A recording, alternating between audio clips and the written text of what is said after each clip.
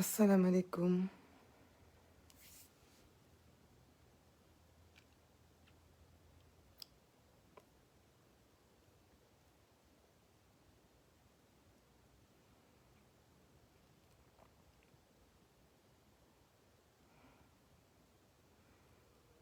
Assalamu alaikum.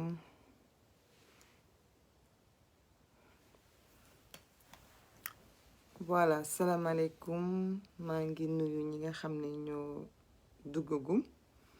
di excuser waa ci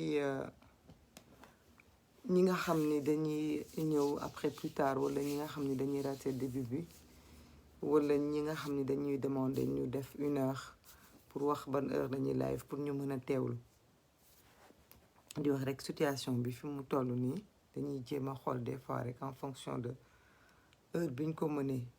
parce que des fois nga ne dangay def après jot bi du ko may sànq je voulais faire un peu plus tôt mais dama xawoon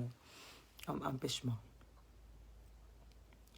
donc maa ngi nuyu ñi nga xam ne ñëpp ñoo egsi ci live bi di profito ci live bi itam pour seet ak ziar ñi nga xam ne ñoom ñoo nekk jamono yi ci seen ay lal moo xam lalu hôpital moo xam lalu kër ñi feebar ñëpp maa ngi leen di seet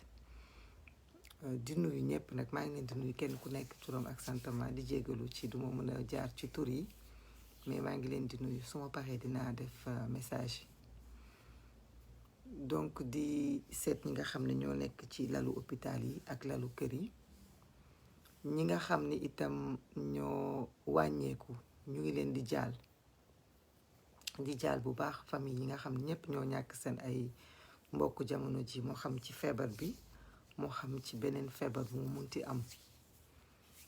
sànq def naa benn live ci nasaraan parce que dafa am ñu bari ñoo xam ne dañu dëkk ci sunu biir waaye xëy na dégguñu sunu làkk wala ñoo xam ne sax nekkuñu Sénégal ñu nekk ci diaspora bi te souvent duñu comprendre li nga xam ne noonu la ñuy waxee donc ñu digoon leen ni dinañ def ak ñoom benn live bu ndaw def nañ ko sànq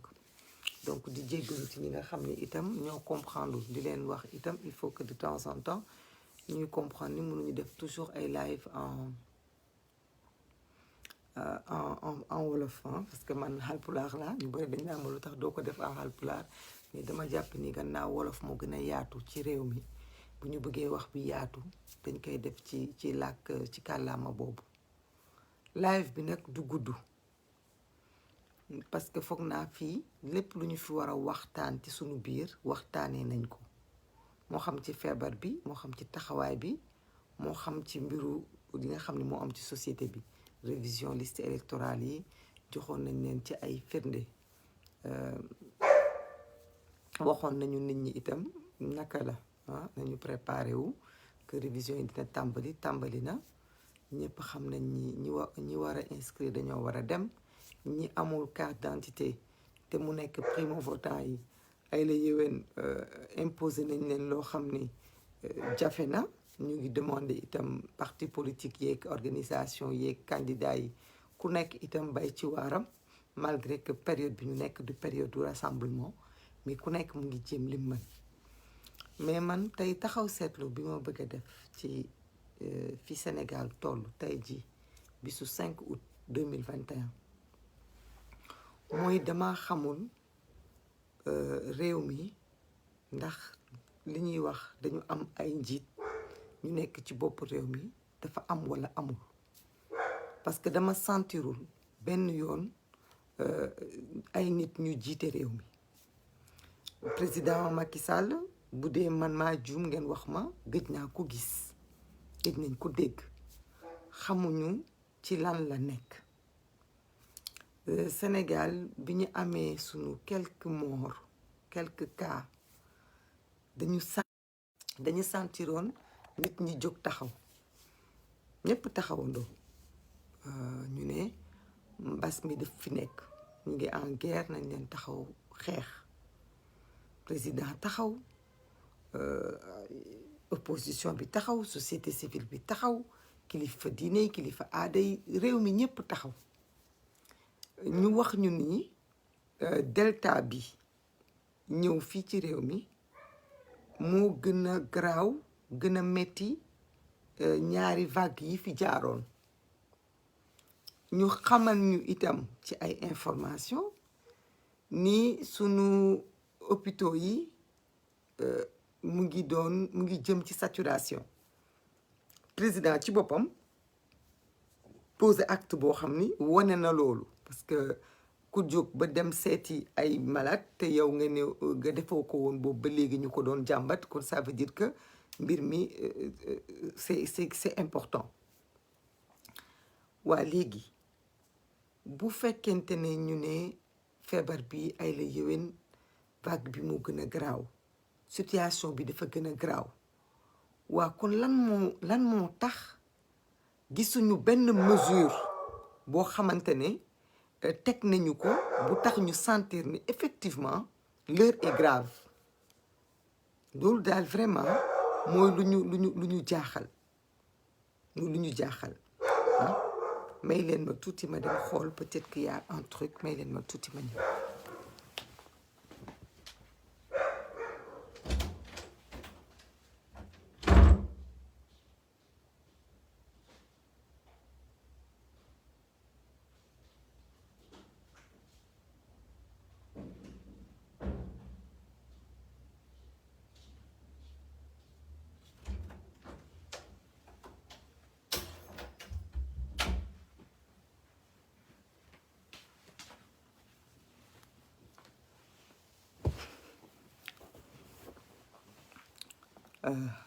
baal leen ma bu baax donc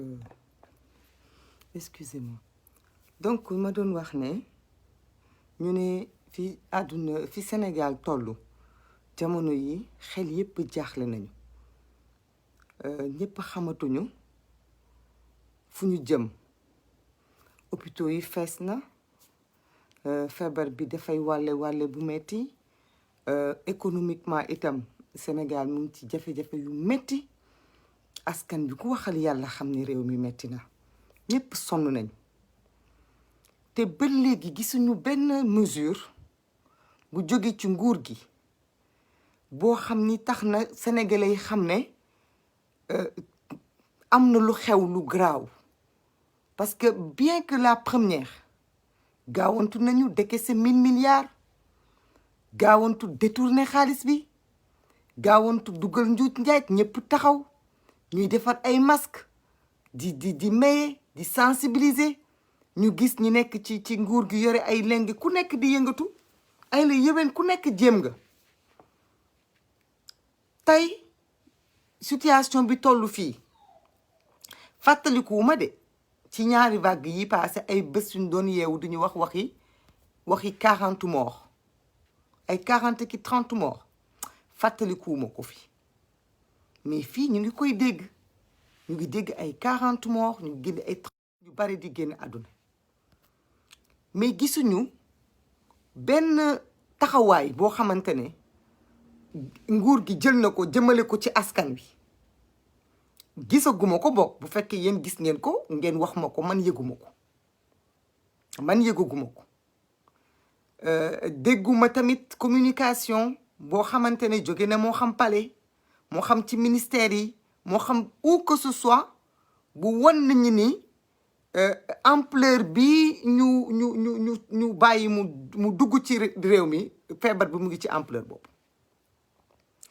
parce que tey kenn ñemeetul taal sa téléphone wala nga dugg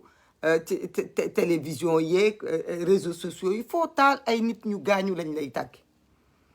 bañ na ko ba même les journaux télévisés yi dañuy wax ci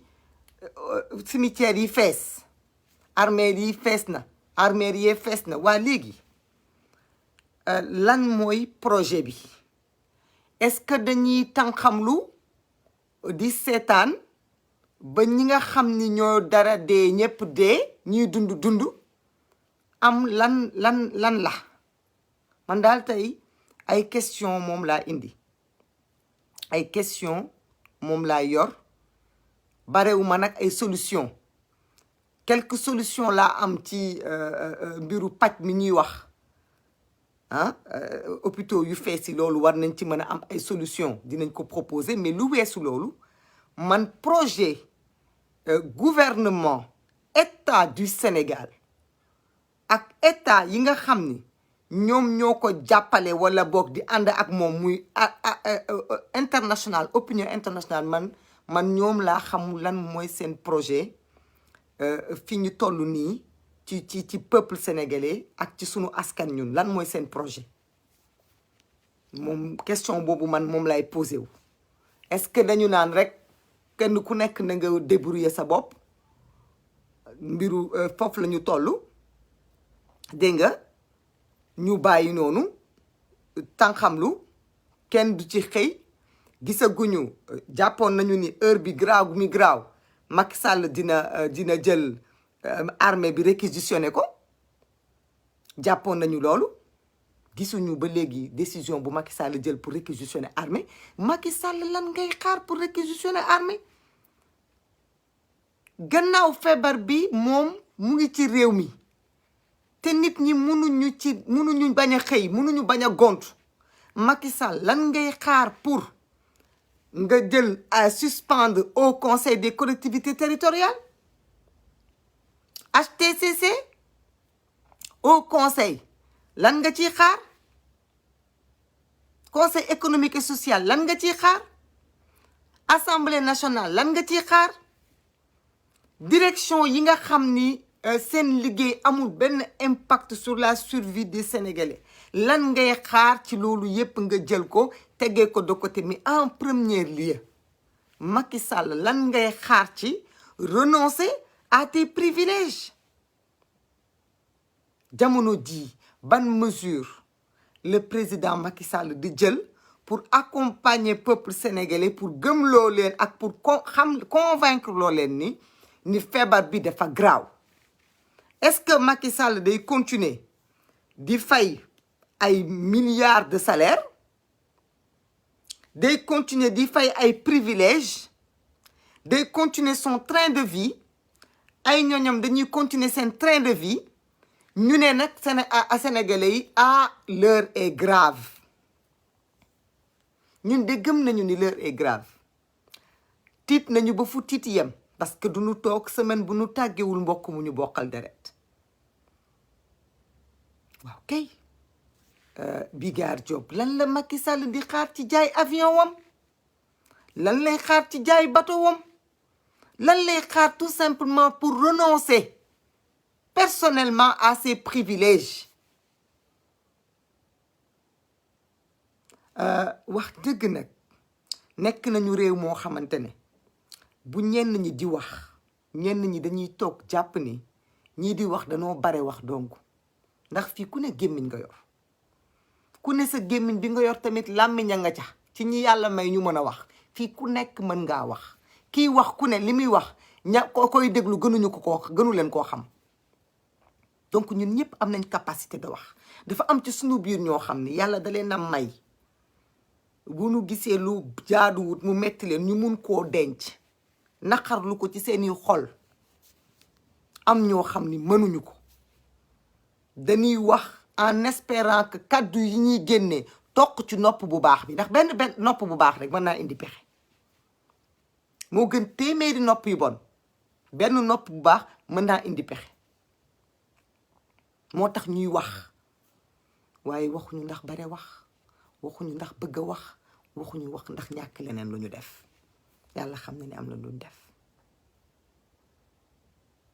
waaye fii Sénégal tollu tey on se demande ñun lan la ñu bëgg ñi jiite réew mi lan la ñuy xaar parce que ñu ngi jëm ci élection locale su boobaa kenn ku nekk di ngeen ko gis mu fël ku ngeen doon wër di ngeen ko teg bët ku fi làqatu itam di daw Covid beeg di daw nit ñi bu élection jotee di nga génn ci sa ruq waaw dina am ñu ne du Macky Sall kese ndax opposition bi tamit gisuñu leen dégguñu leen waaye ñun dañoo am sañ-sañu laaj Macky Sall parce que moom la ñu fal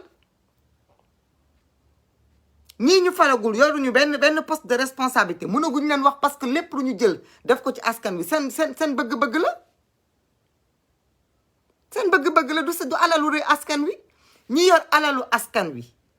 te askan wi moom alal jooju te askan wi fi ñu toll nii talul dara lu dul faju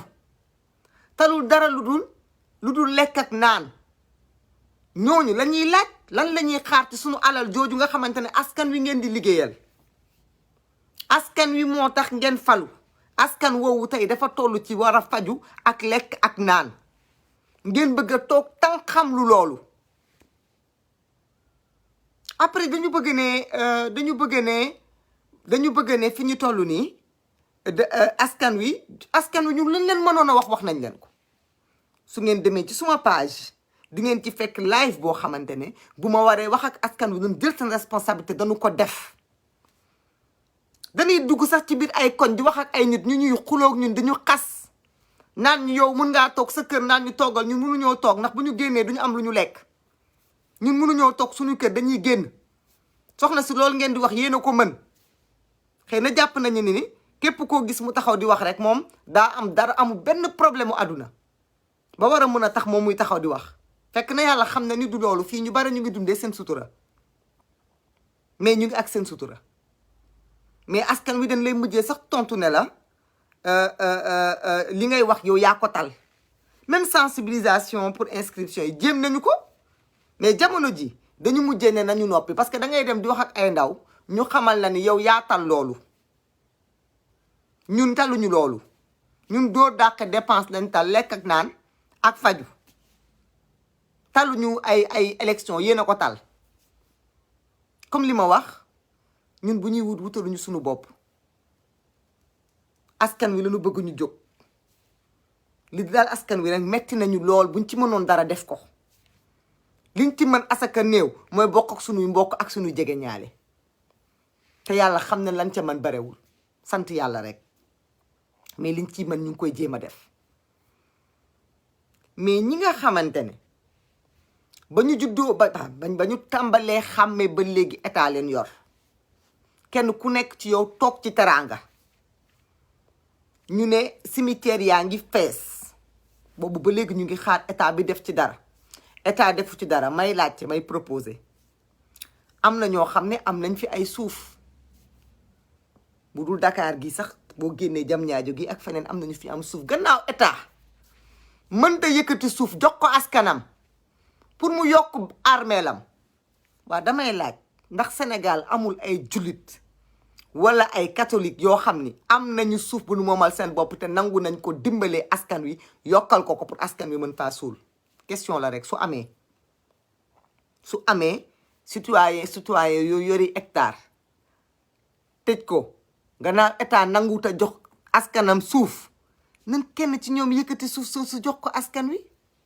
bu ko defee duñu fi xëyti bis bu yàlla sekk di wax ne armeeru Pikine yi su fees na dañuy xëy suba ba ngoon di wër fu ñu suul mënuñu ko am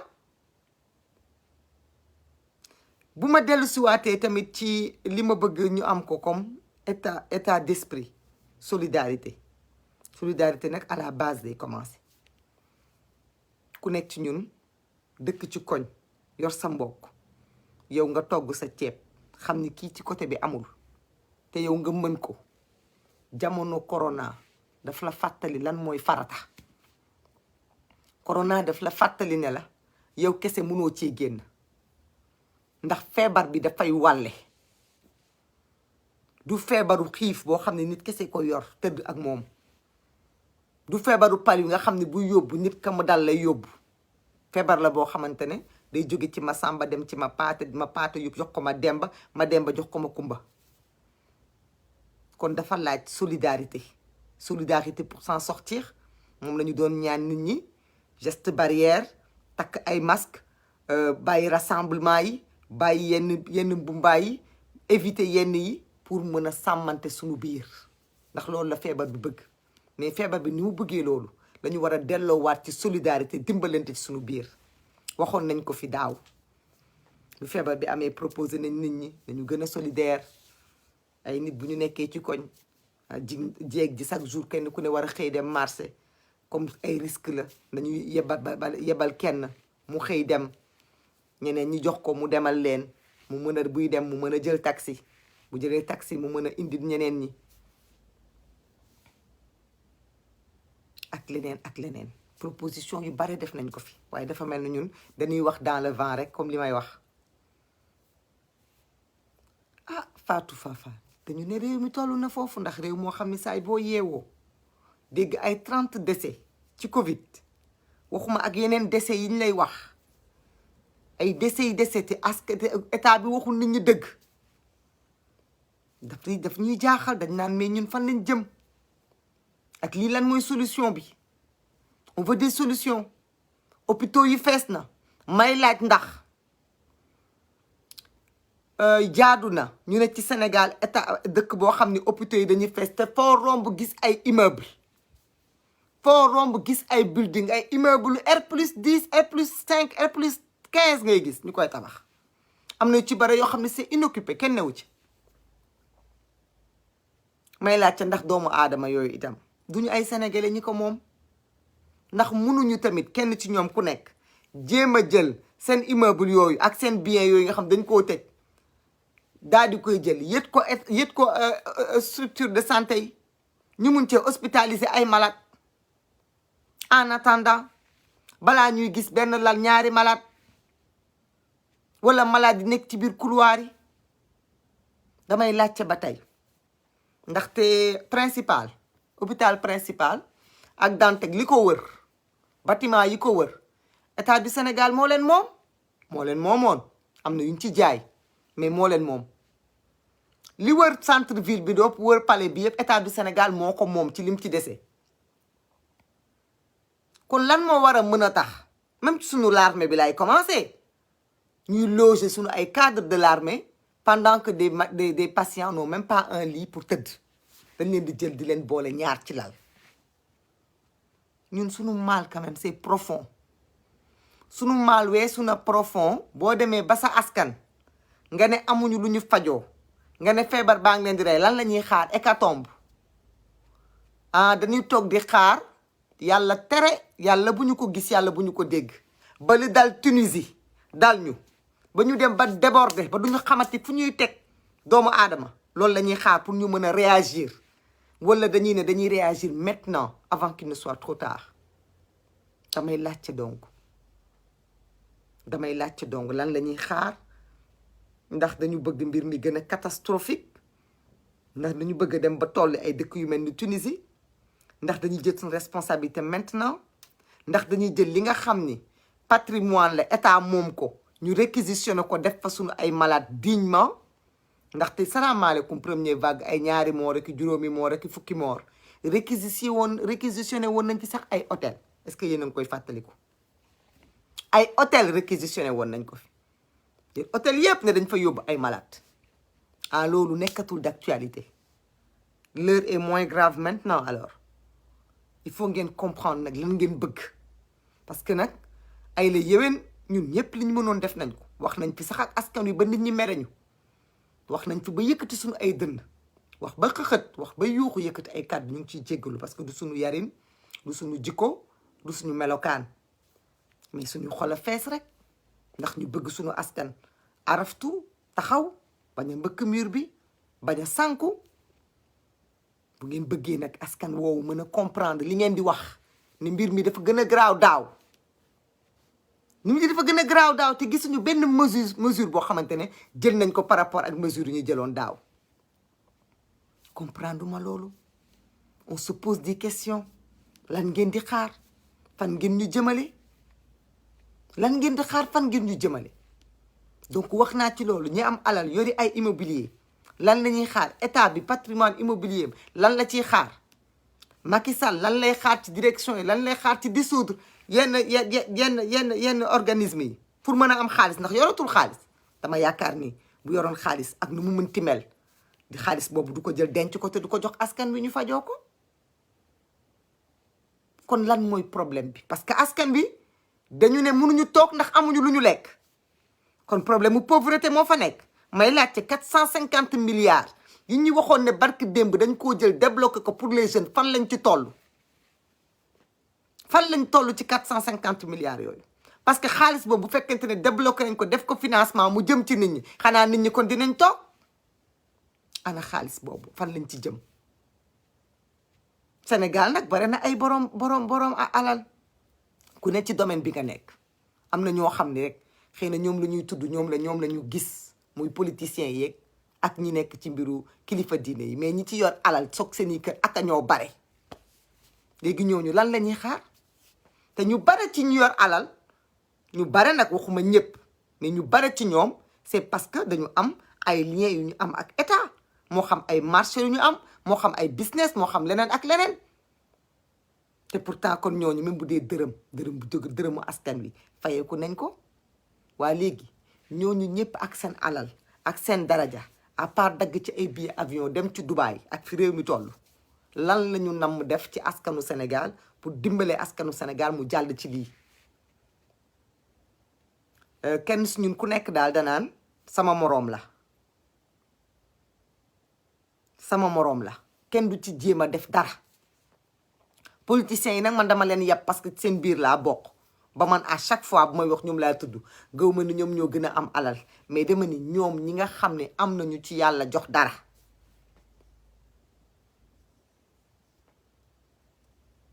politiciens yi nga xamante ne am nañu ci yàlla jox dara, lan la ñuy xaar ñoom itamit pour waga seen ay loxo jóg taxaw dimbale askan wi, dimbale askan wi. xanaa kenn ku ci yor milliard kese politicien bu ci mën a am ay milliards, kenn barewul nag, barewuñu, man xam naa leen sax bee fi ne rek ak sutura ji. mais ñi ci am alal dañ leen di wàññi ci ay ci benn loxo lañ leen di wàññi, mais ñoom ñi ci am alal, ñi ci am dara, xanaa kenn ku nekk ci, xanaa bu ngeen dajaloo woon sax créer benn usine jël ci 100 ba 200 jeunes ñuy liggéey, xanaa mu tane.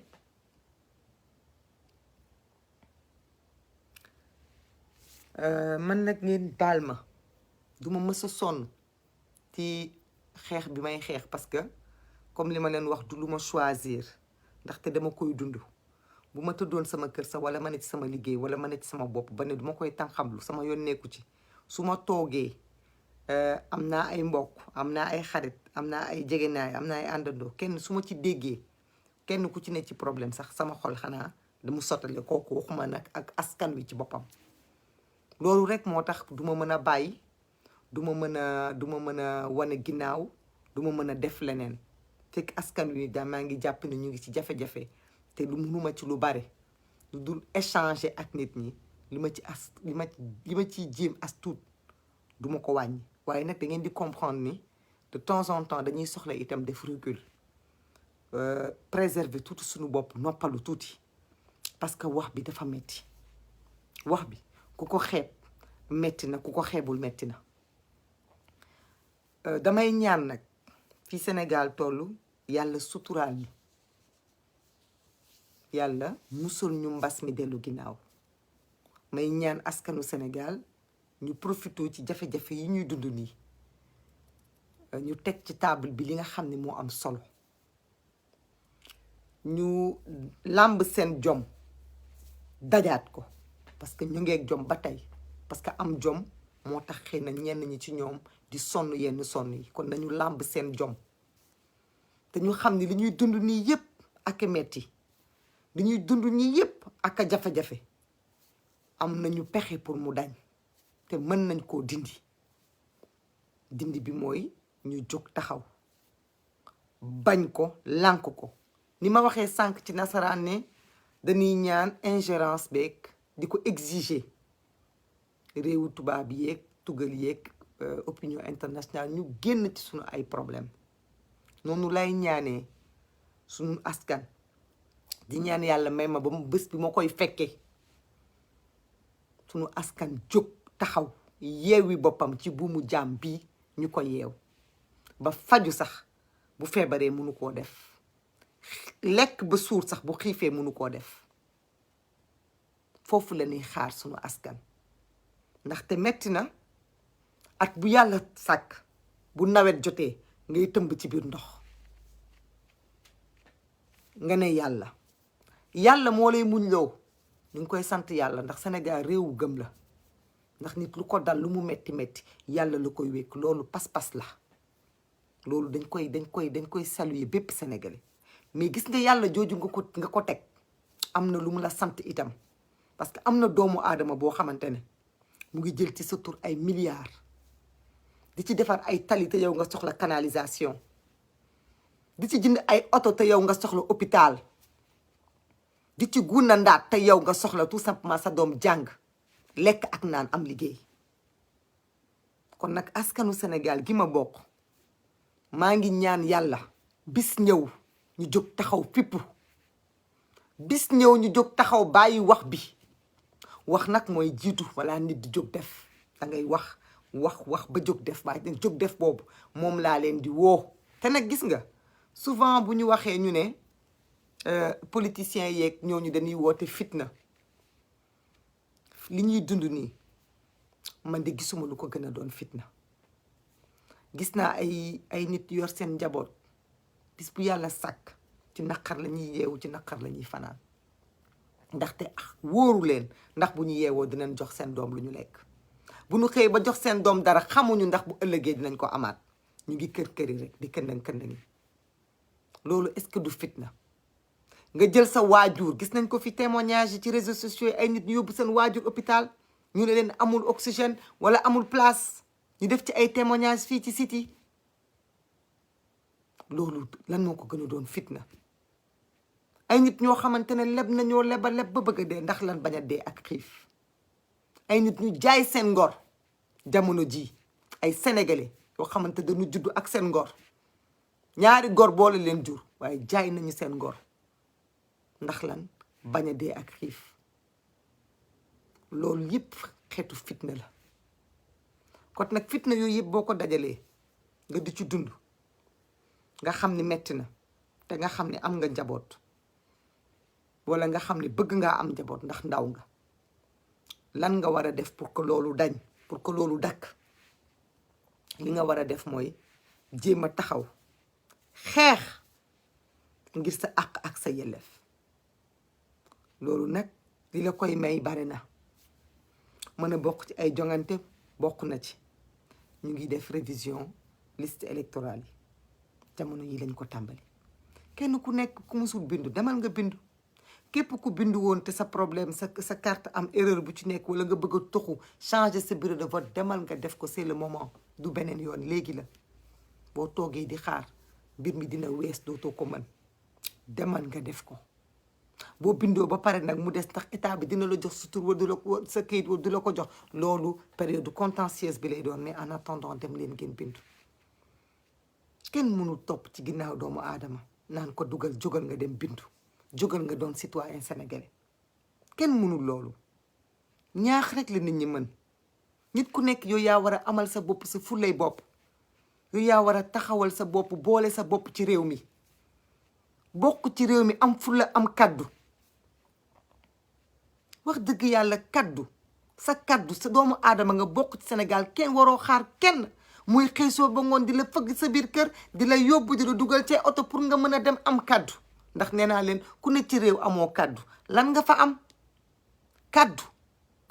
mën a voter amuloo ko ci réew mi, lan leneen nga am ci réew mi? dem leen ngeen jëli seen kaddu, dem leen ngeen jëli seen kaddu, ngeen jëli seen carte, ngeen jëli seen kaddu. ëllëg mooy tax ngeen mën a wax, moo tax ngeen mën a def, moo tax ngeen mën a dindi. ay la yéwén nee nañ leen feebar baa ngi fi, waaye feebar bi lu mu fi ne nekk fi. ñoom gis ngeen ni kenn ci ñoom deful lenn lu wane ni l'heure est grave. kenn ci ñoom tegul benn acte bu wane ni adduna bi fi nekk nii li ci des mu tukki fii ci Sénégal barewul. ñu ngi toog di xaar, ñu ngi toog di xaar. waaye yéen ngal la bu leen toog di xaar, parce que ñoom li ñu mën a xaar, li leen jigu leen yéen. ndax bu ëllëgee yéenay subir maire yi fara tàmbalee. kon jóg leen ngeen dem ngeen bindu. même primo votant yi tey war nañu mën a sentir qu'il y a des problèmes, parce que mënuñu dem partout, mais dégguñu benn écho. presse sénégalaise itam maa ngi leen di ñaan. on est dans la période de révision exceptionnelle. war nañu mën a sentir benn communication bu accompagner révision boobu, pour que enfin les jeunes s'inscrivent, parce que loolu responsabilité presse la. ndax presse dafa war a informer, waru leen rek xaar parce que dañ leen a jox ay publi reportage wala joxuñu leen ko du ngeen ci wax. ndaxte bu ëllëgee bu réew mi amee ay désordre am ay problème vous serez les premiers da ngeen di bokk ci les premiers la presse à subir ça ndax yéenay wër di dem xool fu tàkk fu dagg te yéenay nekk premier en danger kon diggante weer bi war nañu mën a sentir ni ngeen ñuy tegalee ay futilité ci télé yi peut-être divertissement la pour ñenn ñi parce que il faut bien se divertir aussi mais noonu ngeen koy tegee te kenn fayu leen ci noonu ngeen war a mën a itam bayee seen waar ci sensibiliser seen peuple parce que rajo fu mu egg tànk yëpp egguñu fa léegi télé fu mu egg ñëpp egguñu fa kon bay leen seen waar y en a qui ne sentent même pas que ni ñu ngi ci révision exceptionnelle de temps en temps nga gis benn journal bu ko teg ñi ko teg xam nañ seen bopp ñi ko defagul xam nañ seen bopp nag ñenn ku nekk redressé wu citoyen sénégalais nag kenn man duma fi yedd kenn parce que kenn ku nekk xam nga li la war ak li la warul kenn ku nekk xam nga li la war ak li la warul moo xam opposition nga nekk moo xam pouvoir nga nekk moo xam nekkoo fenn société civile nga nekk moo xam sénégalais nga bu yor sa alal nekk sa biir koñ ku nekk li la war xam nga ko feebar bi ay lay yëwan day wàlle waaye wax naa ko sànq feebar bi tamit feebar économique la ndaxte dafay làmb poche parce que bu ku ne feebaree bu yàggee économie bi nu mu doon doxee dootu ko doxee parce que adduna bi léegi gis nañu gannaaw bourse te foog naa ne newu leen fa newu ma fa gannaaw industrie pharmaceutique yi nga xamante ne dañoo investir ci vaccin yi gisuma kenn koo xamante ne feebar bi dimbali na nga defaru ñi ci am ay problème kay ñoom ñoo ëpp malgré que y a eu des nouveaux métiers yoo xamante ne dafa émerger mais gis ngeen ni mooy loolu jamono metti na waaye nag wax dëgg yàlla même bu ñu yeddantewul mën nañu tamit dimbalante soññante tuuti soññante parce que am na ñoo xam ne ñu ngi toog amuñu ci lu ñu téye am na ñoo xam ne la ñu denc bare na ëpp na leen te yàlla sax waxu leen ndax dinañu mucc ci feebar bi ba di ko jëfandikoo kon nag jamono jot na itam ñu xalaataat ku ne xalaat sa moroom yow miy wax ak man wala nga may seetaan ma lay déglu te nga xam ne denc nga même bu dee benn 5 000 wala 10 000 euros te mën cee jël benn 500 euros daggati ko yónnee ko sa ay mbokk wala yónnee ko ay nit ñoo xam ne soxla nañ ko dimbale leen nga def ko bu ko xeeb yow mi nga xamante ne yor nga benn 1 million nga jàpp ni man 1 million dong laa yor di coppati ci benn 50 000 nga dem xool am na quartier yoo xamante ne fii nit ñi am na jafe-jafe nga dem dimbali leen parce que xëy na kooku boo ko dimbali woon mu am ci lu mu téye kooku mën na am du génn bis boobu wala bis bi ci topp te mën naa am mu sauver boppam kon na kenn ku nekk def tuuti bu ku nekk defee tuuti jéem tuuti rek yàlla mën naa am mu tane wala en tout cas kenn ku nekk di nga xam ne yow li la waroon ak li nga mënoon yow ci sa ay possibilité def nga ko mais fa nga mën a yem kon daal live bi du gudd torop loolu laa ne woon naa ci waxtaan ak nit ñi di ñaan lañu mën a wax ndax foog naa ni ki ñu jiite dafa tëx parce que boobu ba léegi ñu ngi wax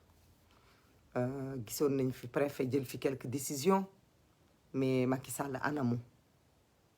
Macky Sall ana nga Macky Sall ñi nga fal te ñu am jot lool bu opposant waxee ñu génn ñoom ñëpp ci télé yi tontu wax anañu alalu askan wi nga leen di fal li nga leen di fay weer wu ne analu asaka buñ ci génnee pour xeex mbas mi parce que nag li ñi fayee ko di ko yóbbu seen njaboot di ko dundalee seen njaboot alalu askan wi la moo tax ñu am sañ-sañu tudd leen ku ci yor sa liggéeyu bopp amuñu benn sañ-sañ ci yow mais ñi nga xam ne askan wi moo leen di fal lan la ñuy xaar ci yëkkati ci li ñeen askan wi di fay delloo ko ci askan wi lu tax ñoom saay bu ñu génnee pour dem ci télévision yi rek c'est pour tontu opposition wala pour dàggasante wala pour ne président Macky Sall wax na lu tax ñoom bala ñoo wax nga wax à la fin ñoom ils nous servent à quoi Macky Sall ça nous sert à quoi nga fal autant de ministres autant de directeurs autant de conseillers à la fin ça sert à quoi au peuple yow ñi nga fal ci waxoo duñu wax fekk génnoo du ñu génn boo génnee na ñu génn tànqal nit ñi waa président nee na lii président wax na lii président def na lii waaye yow kenn gisu la kenn gisu leen ñoom kenn déggule kenn déggu leen ñoom daal say takkandeer lañu c'est une continuité en fait est-ce que jotul nga taxaw est-ce que Macky Sall jotul mu taxaw moom ak ñi nga xamante ne ñoo koy xelal pour une fois ñu dimbale askanu Sénégal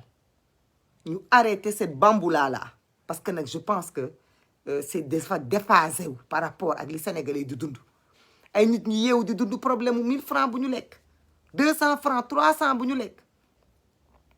quand pendant ce temps là nga am ay nit ñoo xam ne ay millions nga leen di fay pour ñu def lan gisuñu ko mais aussi mais lii kañ lay arrêté tamit est-ce que jotul tamit Sénégalais yépp malgré la pandémie parce que regroupement la ñu wax dañ koy tere mais est-ce que bu pandémie bi jeexee te yàlla bàyyi ñu fi est-ce que jarul ñun ñëpp sincèrement ñu génnandoo benn tàkkusaan ñun ñëpp sénégalais yëpp li ma wax sànq soit ñun ñëpp ñu xareendoo deewandoo mu de même bu benn sénégalais di des mu des benn sénégalais bu am Sénégal bu bees wala dañ koy continuer nii rek ku ne ci ñu nekk ci ruqam ku nekk di ci jéem a génn à ta façon dégg nga ñi mën a michu di michu ñi mën a sombi di sombi ñi mën a def ponce di ponce ku nekk daal li nga mën nga di ko def et puis ñu ne voilà quoi ñun ñu bëgg a continuer noonu ba kañ ñu bëgg a continuer rythme boobu ba kañ ah metti na de metti na maa ngi mastaw ñëpp ñu ne ci ay métit ñëpp ñu nekk ci ay jafe-jafe maa ngi leen di mastaw di wax rek ne tamit bu nasaraan yi génnee seen loxo ci si ingérence bi ba ñoo tànnal ku fi toog te loolu te mën nañ koo def ci kaw ñun ñu wane fulla ci kaw ñu wane suñu détermination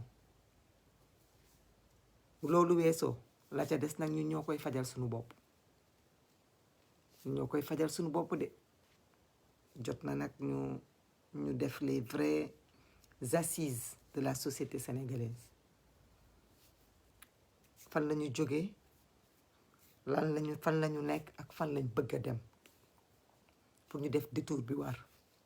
dëgg la ut njiit bu baax na ci mais xoolaat suñu bopp tamit kenn ku nekk ni ngay doxee baax na ci itam waaye gannaaw yombul lépp du yombandoo ñu defandoo lépp li ñuy njëkkee rek mooy ñi nga xam ne ñoo fi ne parce que tey nag bateau bi amul commandant ndax bateau bi bu amoon commandant wax ji day simple ci nopp nit ñi mbir mi garaaw na feebar bi tar na nit ñaa ngi dee lan moo ci pexe lan moo ci solution il faut faire prendre des mesures yoo xam ne dina tax askan wi xam ni feebar bi tollu na foofu parce que jusqu'à présent malgré que ñi nga xam ne ñoo conscient ñu ngi paniqué ñu bare ci ñun ñu ngi continuer seen dund de tous les jours gis nañu Pape Sidi Fall ñu ngi koy jaajëfal mu def benn reportage dem Colobane ay xale yu ndaw naan ko ku dund nag di bakkan bu dund day dee te nit ki foog nga dee pour dara ñun ragaluñu dee ay xale yu ndaw pourtant seen ay moroom wonoon nañu ni ragaluñu dee mais ñun dañoo foogoon ne dañoo bëgg a tekki parce que dañoo sóoru géej gi sóoru désert bi ñu foog ni faqale ak bëgg tekki moo tax ñuy dem waaye bi mbas mi ñëwee fekk ñu fii ci réew mi dañu xam ne en réalité ñii du affaire dem tekki kese même ki ciy toog fii sax di xëy suba ba ngoon te am na si ñoo xam denc nañ 300 000 wala denc nañ 100 000 mais bu ñu xëyee dañuy dem duñ takk masque parce que ragaluñu dee léegi nag loolu moom war nañ cee jàngat xam naa ne bu doon jamonoy guerre war nañu mën a am soldat yu dëgër parce que soldat moom lu ñu bëgg ci moom mooy bu bañ a ragal dee mais problème bi mooy ki nga xam ni ragalul dee lan moo ko taxa lan lay daw loolu mooy jafe-jafe bi dawul ut réew mu am moom boppam réew mu taxaw ay constitution yu dëgër ak ay yooyu noonu lijjantiwul loolu mooy malheur bi. ki gën a am fit ragalul dee lekk ak naan lay daw. kon nag ñun ñëpp xam nañ lan mooy sunu challenge mënuñu ci dara nag parce que kenn mënul régler toute la faim de ce pays ah ñu waxuñu sax ni Macky Sall mën na ko mais dañu ne rek war naa mën a jël alal ji nga xam ni mu ngi koy def feneen fu amul njëriñ mu def ko ci askan bi bu doon bëggoon na askan wi jóge ci xiif te ba léegi nag duñu tàyyi di ko ci woo naan ko Macky Sall àdduna bi dara desatu fi àdduna amul solo Sénégal jox nañ la lu ne defal leen la lu ne Macky Sall ni ma la ko waxee woon y a pas longtemps ñaan la nga takk sa fit jël ay mesures noonu leen lay ñaanaatee nga saam sa ngor dajale ko te jël les décisions yu mun a sauver ce peuple là ndax yow kenn yow kot yow dong Macky Sall yaa mën a jël décision yoo xamante ne bu subaa mu am impact bu mu am sur le vécu des Sénégalais kenn waxul la nga débloqué waat ay milliards jox ko ay nit ñoo xamante ne amuñu vergogne ñu koy jël di ko sàcc di ko détourner kenn waxu la loolu dañ la demander dès demain nga dissoudre ay institutions sénégalais di teg seen bët président Macky Sall loolu mooy le signal le plus fort boo mën a jël pour montrer la gravité de l'heure Macky Sall ñooñu ngay yóbbu au chômage duñu ay baadoola mun nañu toog te liggéeyuñu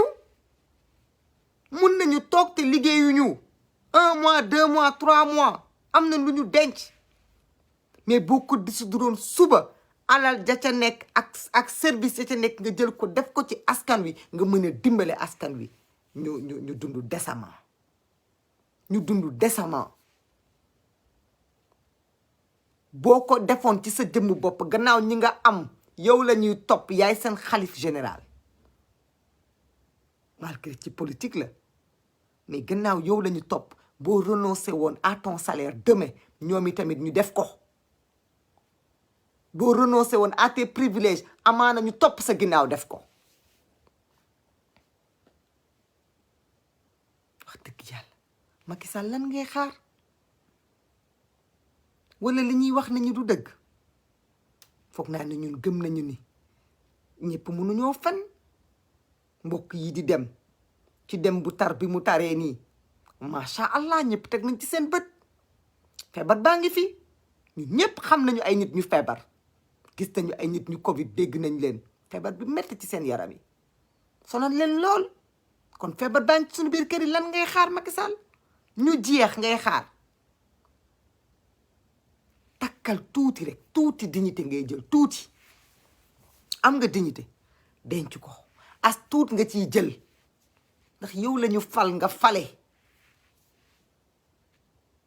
c'est le moment de tourner le regard vers ton peuple c'est le moment on veut croire à la bonne foi du président Macky Sall on veut croire qu'il est touché parce qu'il y a des gens qui disent que keroog bi mu demee visite il était touché on veut y croire mais montre-nous un signe bon Dieu de bonsoir un signe la ñuy xaar signe bu wane ni Macky Sall est touché par ce qui se passe que bi mu demee hôpital keroog am na lu ko metti won ñu signe Macky Sall won ñu signe askanu Sénégal ñun ñi nga xamante ne suñu xol yaa ngi metti xamuñu fan lañ jëm tiit nañu jaaxle nañu Macky Sall woneel signe peuple sénégalais kilifa yi nga xamante ne dematuñu jàkk dematuñu julli jommi nañu Macky Sall woneel benn signe jëlal décision diminue les charges de cet État qui sont en train d'étouffer le peuple sénégalais defal benn signe jëlal décision jëlal décret mu yomb na la jëlal décret tu n'as pas d'argent État amul xaalis mais am na lu tuut li am lépp a ngeen di yokk ñun ñi nga xamante ne ñooy sénégalais chaque jour ñu fay mais Diop Maria jéemu ci dara gisuñu benn action boo xamante ne jóge na ci état bi bu ñu sentir ni état mu ngi jéem oyofal mbir yi ci suñu kaw mais bëgg nañu ñu jël benn mesure bëgg nañu ñu jël ay mesures parce que dégguñu Macky Sall bi ñu waxee ah oui tere nañu nangam na boobu lañ ci pare te ba léegi on voit ce qui se passe nit ñaa ngi dox seen ay soxla ba tey nit ñaa ngi def seen rassemblement ba tey arrêté nañu lamb yi ok c'est bien mais depuis boobu lan mooy nouvelle yi lan mooy décision yi lan mooy mesure yi on attend un signe ñun nag duñ fi toog rek naan dañuy xaar yàlla ñu ngi koy xaar dañuy war ak suñu diggante ak moom ñu ngi koy def mais yow mi ñu dénk réew mi lan ngay xaar on attend un signe parce que apeurer ce peuple tiital ko ne leen non voilà pour ngeen mën a jigéen il faut ngeen daw vacciner wu vous avez bien vu il y a pas plus de 900 000 Sénégalais qui sont vaccinés on est plus de 16 millions et quelques kon lan la Macky Sall di xaar dafa bëgg a convaincre nit ñi dafa bëgg a sensibiliser nit ñi lan moo ko tere mu réquisitionner les médias pour le faire bi muy dem di def ay tournées réquisitionné woon na média non fay woon na ay public reportage non pour communication am jàll lan lay xaar ci def ko pour lii pour sensibilisation bi jàll lan la Macky Sall di xaar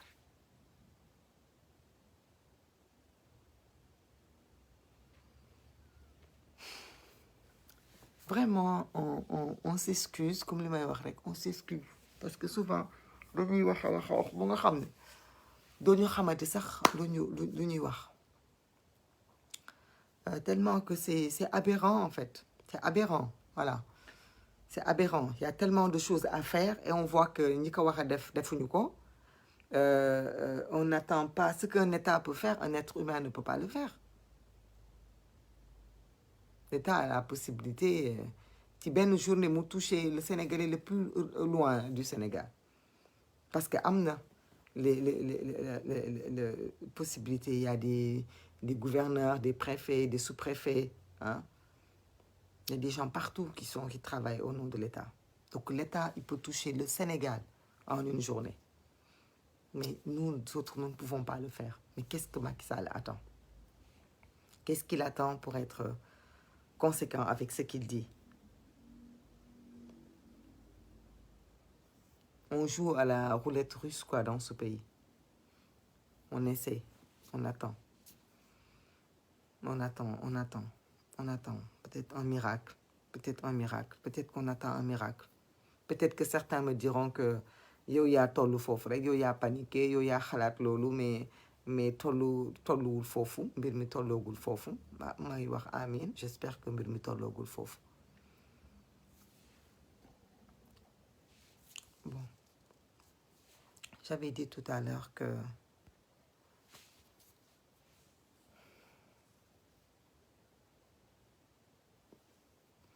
Alboury Seck nee na il faut une révolution vive la révolution et tant que le peuple sera occupé à régler des problèmes de survie je pense pas que les gens seront debout pour se battre parce que les gens vous diront saaku bu amul dara mënul taxaw c'est une expression bien sénégalaise saaku bu amul dara mënta taxaw donc ki yeewu di lijjanti ci lekk ak naan jàpp na ni moom mënta taxaw bay combattre peut-être qu'un jour dina am et ce sera malheureux d'en arriver là ku nekk na def responsabilité parce que sensibilisation bi faut pas penser que c'est rien ça porte ses fruits parce que à force nit ñi dañuy wax di wax mais day dem ba comme li ma wax il suffit que mu dugg ci benn nopp bu baax donc ku nekk yaa ngi jéem ci sa wàll li nga mën li ci des nag mooy ñi nga xam ne ñoom lañu dénk réew mi jàpp naa ni nag mënuñu continuer tànqamlu bi dina am ñu wax ne ñu ngi def li ñuy def yéen a koy gisul mais ñun on est sur le terrain ñu leen di wax ne bu fekkente ne vous êtes sur le terrain on aimerait bien que ça se sente et que on voit pas ça sentiruñu ko loolu donc moo tax ñu jàpp ni gisuñu ko parce que nit ki loo gisul mënoo ko wax effectivement Maïmouna Diop tout le monde a été sensibilisé wax dëgg yàlla dugg nañ ci kër yi wax nañ ci télé yi wax ci live yi lu ne def nañ ko nit ñi moom ils sont sensibilisés nañu maintenant ki bëgg takk maskam ak ki ko bëggul moom moo fi nekk. man nag wax dëgg yàlla décidé woon naa def ay caravane pour les inscriptions, mais wax dëgg yàlla j'ai tout laissé tomber parce que sama boppam ma la gënal du bañ naa la gannaaw jamono ji moytu rek mooy tax nga mucc. ñun de ñu ngi ci moytu gi waaw ñu ngi ci moytu gi ba du yàlla indi rek ñoo xam ne en tout cas ñun defoon nañ suñu wareef mooy moytu nañ ñu ngi ci loolu. la ca des nag kenn ku nekk jéem a sàmm boppam. ñun ñëpp itam bu ñu jaaxlee ñu wëlbatiku gannaaw bu ku ne ci ñun julli ak ñaan ci li mu yaakaar ak ci li mu gëm ci diine bu mu munti doon ñu wëlbatiku jàkkaarloog ñi nga xam ne nag ñoo leen bokk falandoo. loolu nag suñu responsabilité la ñun ñëpp en tant que citoyen. xaw ma dañuy woowee ay terroriste bu boobaa xaw ma nu nuy woowee mais en tout cas suñu responsabilité mooy jóg li ñi nga xamante ne moom la ñuy dund nii ñu jéem koo dakkal ci nu mu gën a gaawee. loolu nag wax naa ko sànq élection yi di ñëw mooy première échéance bi kon kenn ku nekk ku bëgg a am kàddu xam na lu ko ciy xaar. maa ngi jaajëfal ñëpp wax dëgg yàlla di baalu àq. naa ngi jéem a jël quelques messages peut-être que yu ma rëccoon mais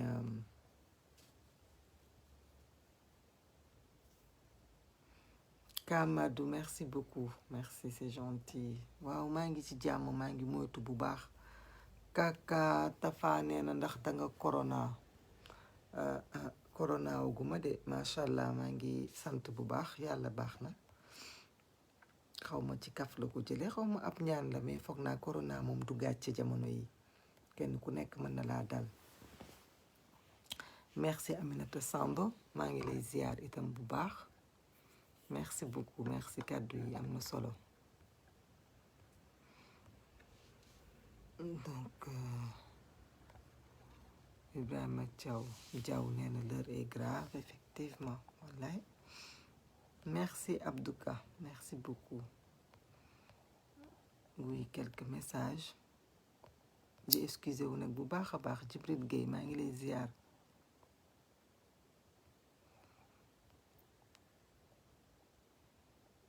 Mamadou Diop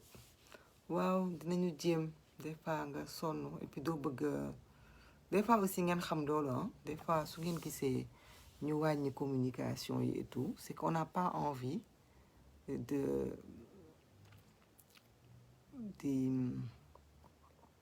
di joxe des points des côtés négatifs de nous. donc quand bu may wax man je préfère su ma amee le moral nga xam ni je parle avec hargne parce que loolu laa bëgg transporter transférer chez les gens cette hargne et cette envie de se battre. donc quand on n'a pas le moral de se battre on préfère rester dans notre coin pour ne pas faire déprimer les gens parce que vraiment wax nit ñi seen xol yi tooy ak jóg ak yooyu vraiment yooyu du lu ñu gënal loolu dong moo tax.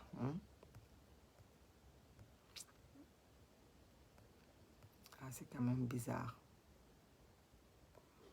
Moussa Gueye nuy naa la. Mami si nee na cey Macky Sall moo sonn moo jiite Sénégal moo jiite réew mi mooy fayee ko ay milliards ci sunu tur di tëdd ci sunu palais di tukki ci sunu tur jënd avion 60 milliards ci sunu tur di lekk ak di naan ci sunu tur kon nag moom pour ñu bañ koo tudd moom gëm naa ni du yomb. coono boobu nag bu ci tàyyee rek delloo ñu sunu réew ñu ba ko ni ñu tuddeetul ñi fi jiitu woon rek noonu lañ koy wàccee ba mu xam ne mën nañ koo wàcc. Mamadou Taye maa ngi leen nuyu.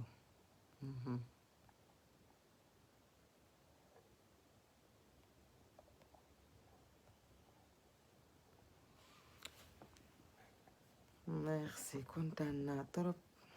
ci message yi maa ngi jéem a wàcc tuuti parce que c'est vrai que des fois on est obligé ñu gëj a dugg. Demba Sangaré merci beaucoup c'est gentil. Albouri Seck moi je suis à Dakar dans l'épicentre. Merci Maimouna Diop je suis dans l'épicentre. Matar Jum nuy naa la ziar sa soxna yaa incha allah yal na yàlla sotti lépp moom moo wax dëgg yàlla doy na waar Abi Camara ziar naa la nekk 2035 de wax dëgg yàlla xalaatuma ko ci àdduna waa donc ziar naa nuyu ñi nga xam ne ñoo def ay message yëpp di yemale foofu live bi di jéggalu ci guddaay bi di jéggalu itam ci ñàkk yëglu bi dinaa ko bàyyi fii ñi nga xam ne ñooy door a ñëw dinañ ko dégluwaat ngeen xam ne rek live u saafonte ak yéen nuyonte ak yéen Xaadim Njaay nuyu naa la ñaanal leen jàmm ñaanal leen gudd fan jaale nit ñi et puis tàggu leen voilà di leen xamal itam ni maa ngi ci jàmm parce que comme li ñuy wax jamono ji moom ko am sa nit déggoo ko rek nemmeesu ko comme nag ñi ñu mën a jot téléphone ñu ngi leen di woo di xool lu ñu def yéen ñi nga xam ne ci réseaux sociaux yi itam ñu yónnee leen nuyoo rek ñëpp seet nañ ñëpp wax dëgg yàlla maa ngi seet ñëpp di wax ne Moussa Gueye waa xol yi moo neexul rek ndax dëkk bi ni mu méttee loolu kese la mais yàlla baax na demain ce sera ça ira mieux donc comme li may wax rek maa ngi ñaanal ñëpp jàmm di ñaan képp koo xam ni xam naa surtout moo xam directement moo xam indirectement képp koo xam ni dugg nga ci sama Facebook mës nga cee dugg benn yoon pour les 20 et quelques mille là qui suivent Maimouna Bousso maa ngi ñaanal yàlla kenn ci ñooñu bu mu manqué di ñaanal yàlla askanu Sénégal gannaaw ñëpp dee mënta ñàkk wante yàlla boo ko xamante ne rek dinaa la liir wala ma xam ku la xam bu ma la gis nga am dëj wala nga am naqar yàlla na ngeen mucc ci mbas mi man maa ngi ci jàmm di leen ñaanal ngeen nekk ci jàmm na ku nekk continuer di sàmm boppam guddi yi ñu génn jaaxle woon nañu trop ànd ak tiis am lu ñu metti ndaxte yàlla bu saay bu ñu toogee ba ñu dàggee ñu nit rek suñu xol yi dafay jeex waaye amuñu woon peut-être état d'esprit wax mais tey vraiment live bu ngeen seetee sax amul solo waxtaan bu bari c'est juste pour partager pour jege nit ñi jege nit ñi won leen ni ñu ngi bokk ak ñoom yëg-yëg yi métit bi Balla Sylla dinaa la ko jox après inbox sama contact amul problème donc di leen seet di leen ñaanal bis bu yàlla sàkk bu ma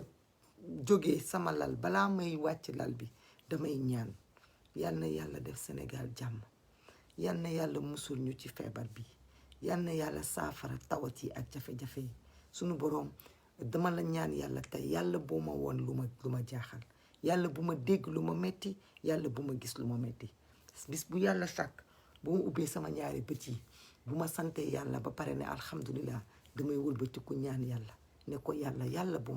ma dégg ku ma xam ku génn àdduna yow yàlla bu ma gis lu ma jaaxal yow yàlla bu ma dégg lenn loo xamante ne lu may metti la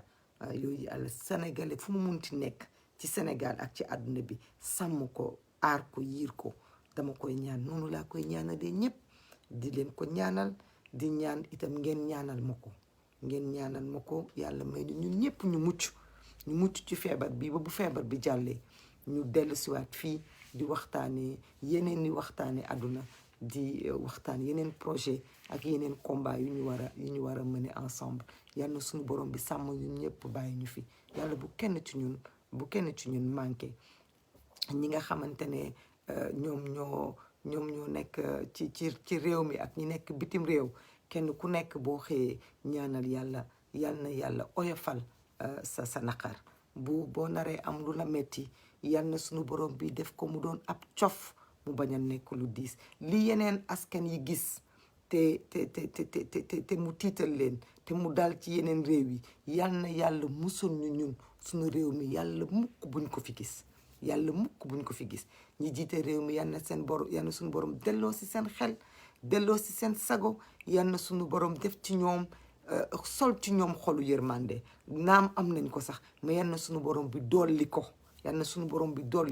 képp koo xam ne am nga wala mën nga loo xamante ne mën nga ci dimbali sénégalais yi yal na suñu borom bi xiir la ci def ko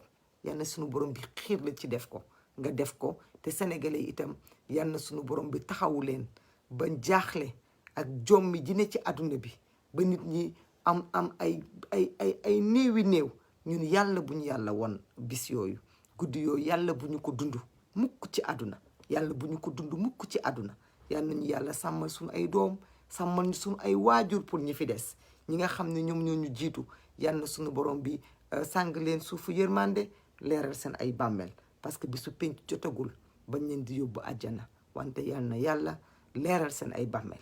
yàlla sàng leen suufu yërmande sàng leen suufu njéggal